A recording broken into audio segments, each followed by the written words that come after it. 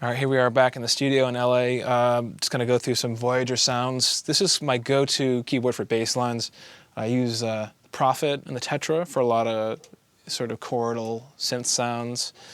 It's a lot more knobs on this, so I can jump into the sound, but it's cool with the Tetra because you can sort of control it with the Prophet. But the Moog, since it's monophonic, I think it really excels at doing those basses. I use it sometimes for leads, but more often than not, it's just for bass lines to really have that low-end kind of rumble underneath my chord progressions. One thing I really like to do is I'll process stuff in through the filter sometimes. So sometimes maybe I'll send another keyboard or something internal from Pro Tools, take like a loop, send it through, and just give it a little crunch. There's just something with the analog flux and that randomness that I like, and you can layer its own sounds over and over. To have that flux, that random variation, I think it lets you stack more stuff without things getting knocked out of phase. So what I'll do a lot of times is just take a cool percussive, maybe a chromatic, like a non-pitched sound, and record that and make it into a drum sound. So this is like a random patch I just pulled up. It's got like almost like a ring mod. But if I like that snap of the envelope, I'll record a bunch of passes. I'll just go in and do what I'm doing right now.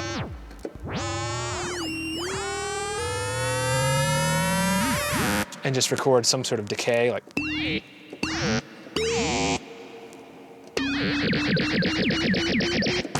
probably be a short sound, but also really good for risers and sort of a few sweeping effects.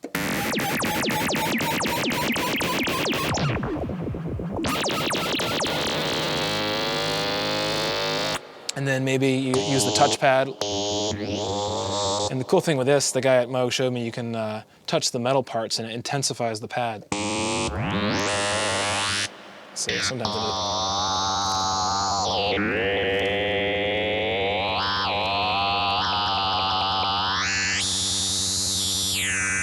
let's try it on a different one.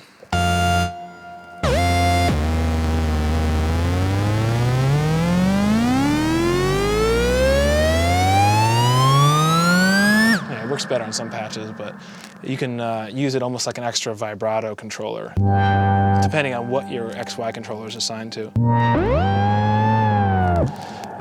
So I don't use this as much as I thought I would, but it is kind of fun. To get those sort of random, wacky effects. But I have a few go-tos that I use just for bass. You've heard this in a lot of my remixes.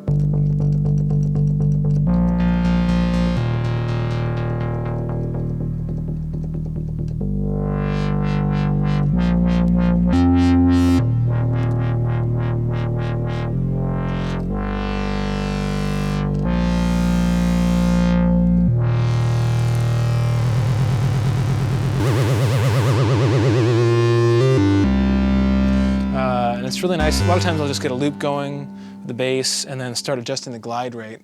I was doing a remix for Madonna. There was one for Madonna, one for Katy Perry that I really liked, just using the glide rate. So like maybe in the chorus it has more glide on it, maybe in the verse it has no glide, depends what vibe you're going for. I think in the Katy Perry one, it just made the track, the bass line sound kind of drunk, I guess is the way I describe it. It's just the way it sort of slips between the notes is so cool.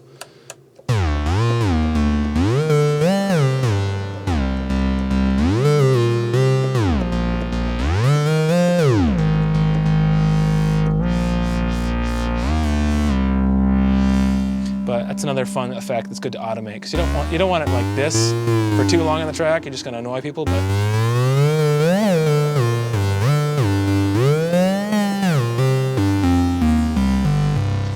it's a fun effect to just sort of use in small doses.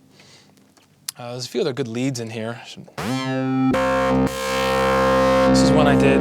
I think this is from scratch.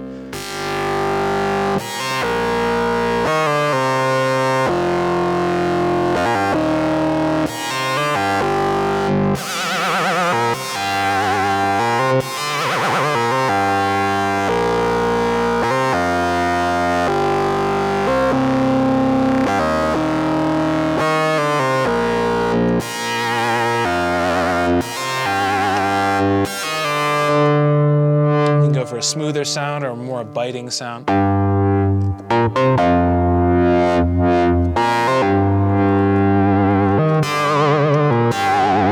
But I'm just a sucker for those 80s kind of leads. I don't know what it is, I just love them.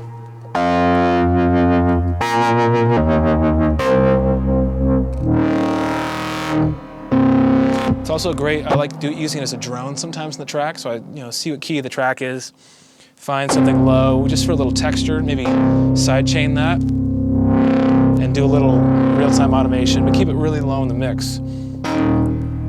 It could add a nice low drone throughout it.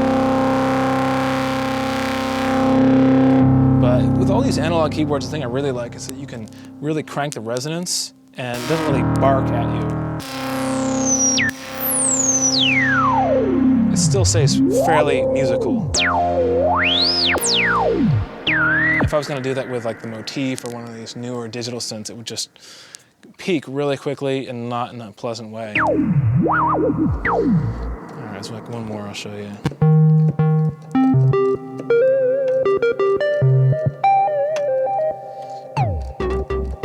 That's another good kind of slidey bass sound.